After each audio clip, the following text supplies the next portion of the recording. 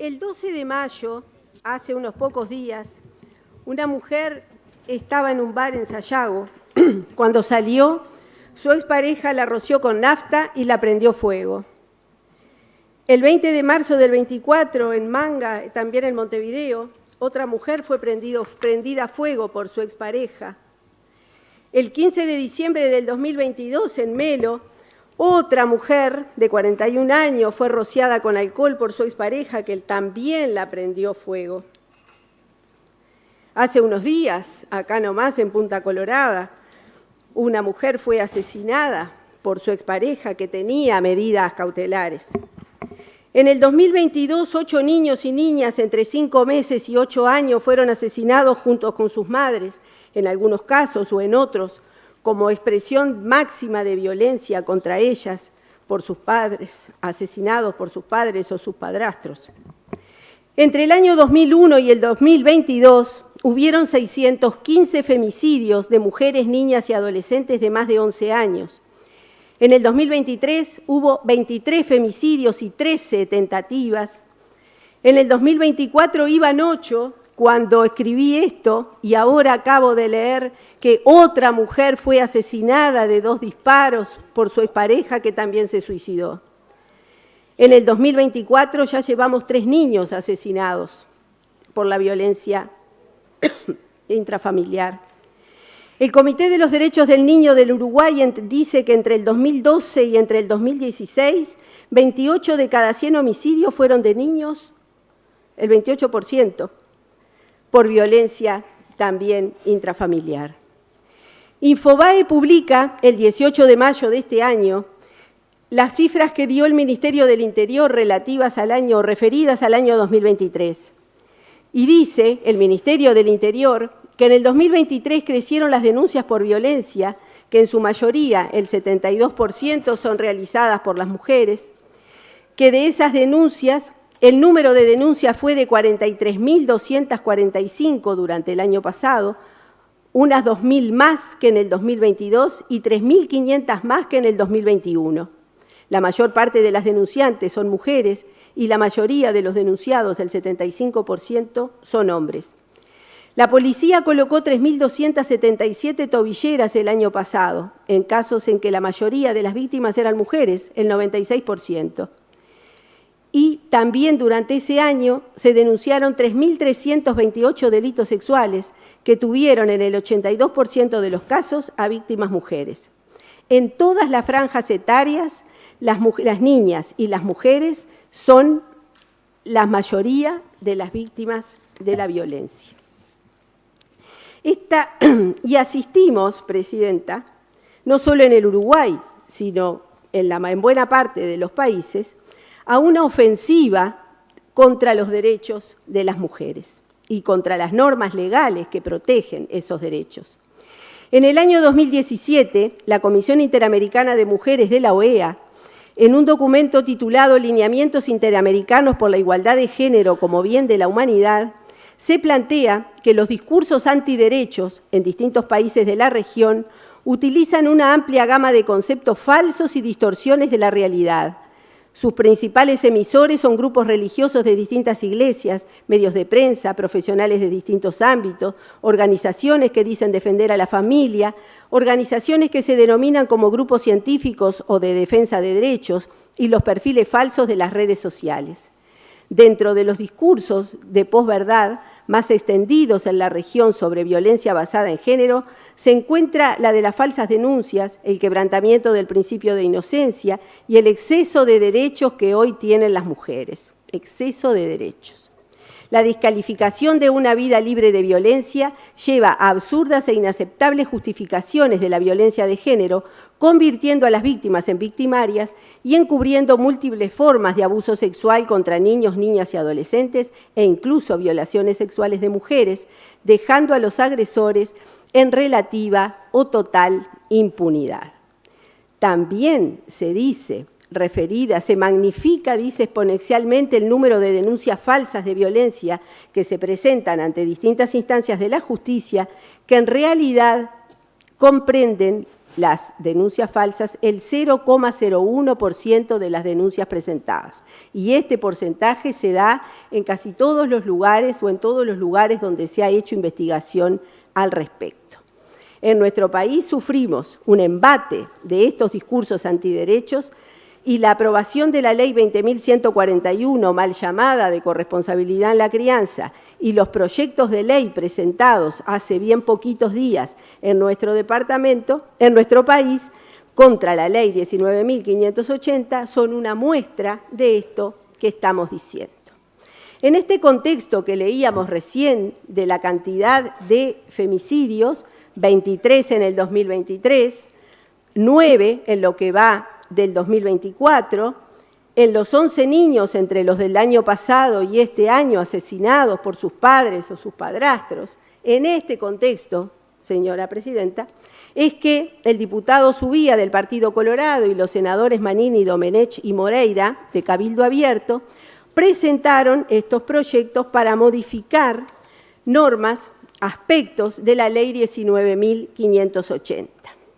Y dicen, entre otras cosas, que la ley, esta ley elimina la presunción de inocencia y la igualdad ante la ley.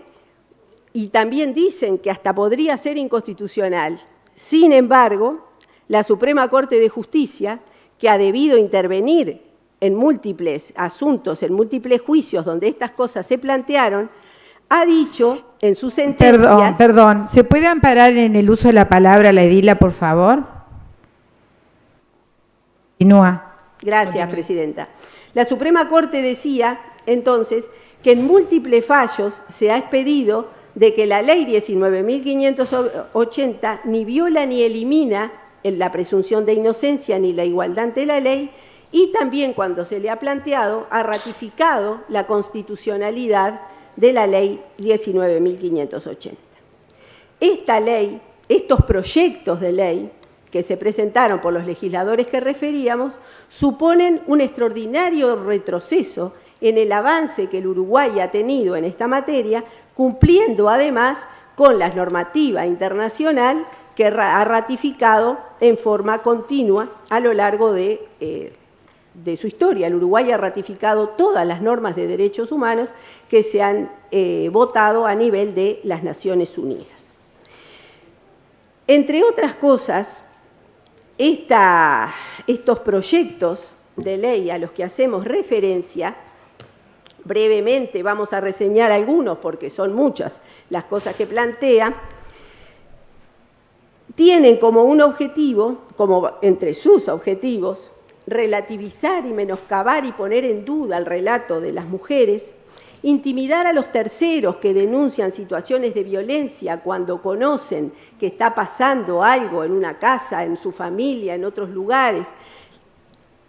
ante la dificultad que tiene la víctima de denunciar por la situación en la que vive. O sea, cualquier persona puede poner en conocimiento de las autoridades hechos de violencia, justamente para que esa violencia finalice y se corte. Bueno, estos proyectos de ley buscan,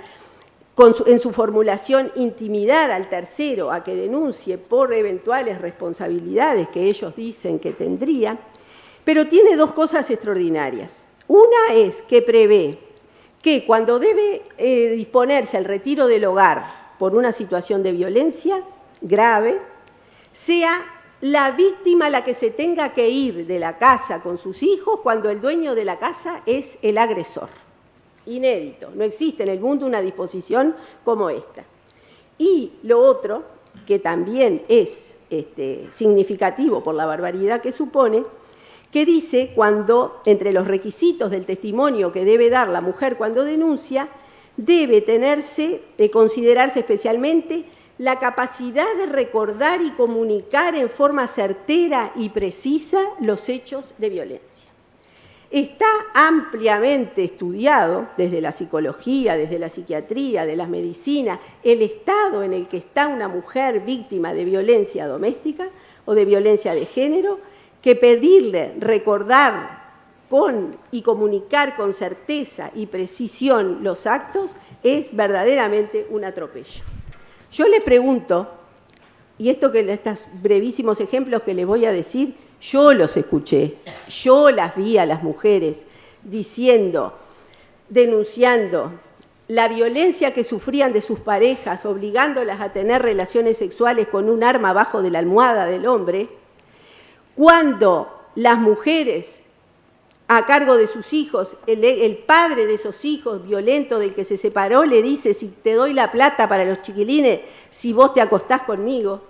Esas mujeres que fueron aisladas de su familia y de sus amigos por esa pareja violenta, diciéndole: nosotros nos precisamos solo a nosotros dos, porque eso tu familia y tus amigas te meten cosas en la cabeza en mi contra, y cuando se da cuenta no tiene a quién pedirle ayuda.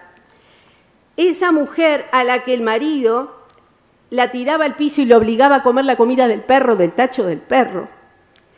A estas mujeres este proyecto de ley le pide que tiene que tener certeza y precisión extraordinaria en el relato cuando denuncia la violencia doméstica. Cuando el Cabildo Abierto presentó su proyecto de ley hace poquito, en el mes de marzo, el senador Domenech decía que esta ley es un estímulo para que las desavenencias que hay en el matrimonio, que son lógicas, se estimulen a través de esta ley. Esta ley estimula las desavenencias en la pareja. Esta ley está hecha para generar odio entre mujeres y hombres y es muy grave porque lo que necesitamos es armonía. Y un doctor Barceló, que suponemos que será un abogado que explicaba, también decía: las medidas ideológicas que se toman por esta ley generan una guerra de sexos entre el hombre y la mujer, donde el hombre es el malo y la mujer es la buena. Nadie está pensando en la salud mental de las mujeres y sus patologías psicológicas o psiquiátricas que pueden llevar al agresor o presunto agresor a cometer estos hechos aberrantes que son los hechos de violencia. O sea que la víctima es la culpable de lo que le pasa, porque según este abogado, supongo que es un abogado, dice que no se tiene en cuenta que esas conductas de la mujer son las que llevan o pueden llevar al agresor a cometer los hechos de violencia o matarla, que es lo que estamos lamentablemente viendo todos los días.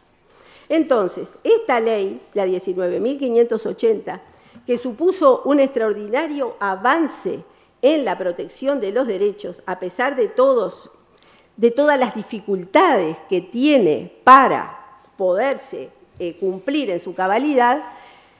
ha sido la mejor ley que se ha votado en nuestro país, que fue un largo proceso que llevó adelante el sistema político, las organizaciones sociales, las organizaciones que trabajan en estas temáticas, que fue votada por unanimidad por todos los partidos políticos en el año 2018, esta ley que tiene dificultades de implementación por la falta de recursos que el sistema político, que en este gobierno, en este Parlamento Nacional, la coalición de gobierno se ha negado, incluidos los diputados de este departamento de la coalición de gobiernos, todos los diputados de la coalición de gobierno de este departamento, se han negado a votarle en el Parlamento los recursos necesarios para que esta ley pueda implementarse en toda su plenitud, proteger mejor los derechos de las mujeres y tener, por ejemplo, mayores equipos técnicos para que puedan tomarse las decisiones con mayor celeridad, que puedan instalarse los juzgados de violencia especializados, que, si ustedes recordarán, en el Parlamento Nacional, en el 2020-21, cuando la discusión del presupuesto, en el 20, la vicepresidenta de la República tuvo un rol ahí muy importante para que se terminaron al final creando juzgados en 3 departamentos. Bueno, está por finalizar este periodo de gobierno y los juzgados de Rivera todavía no se han instalado. Los que correspondían a Rivera no se han instalado. Se instalaron los de San Carlos y los de Salto. Y fíjense ustedes, en nuestro propio departamento, la magnitud que esta problemática tiene, que se habían creado 2 juzgados y hubo que crear 2 más, porque no daban abasto para atender los miles, cientos y cientos de situaciones